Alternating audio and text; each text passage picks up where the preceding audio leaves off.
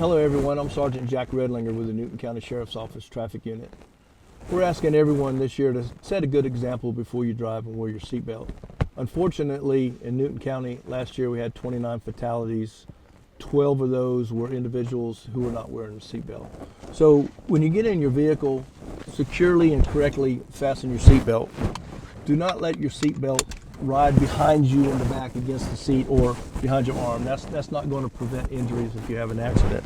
Make sure it's secure and safe in there. Make sure that anybody in your vehicle is wearing their seatbelt and restrained.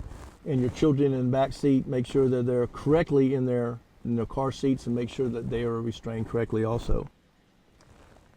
Thank you for watching and travel safely.